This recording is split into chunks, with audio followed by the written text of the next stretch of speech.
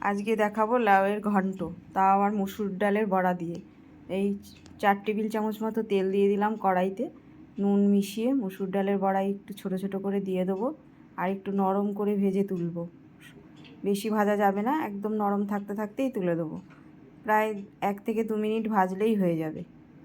বেশ থালায় তুলে নেব।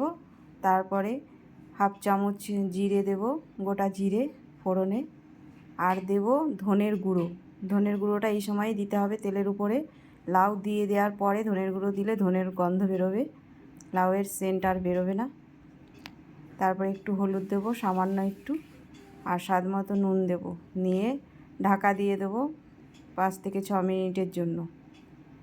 একদম সিম্পল রান্না আর হেলদি রান্না, খুব তাড়াতাড়ি হয়ে যায়।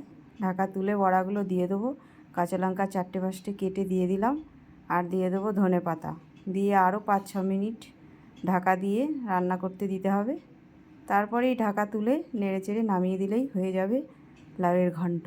এইভাবে একবার খেয়ে দেখবেন, আপনারা নিশ্চয়ই খান অনেক রকমভাবে, ঠিক এই রকমভাবে একবার খেয়ে দেখবেন। আমার তো মনে হয় বারবার এইভাবেই খাবেন। ধন্যবাদ।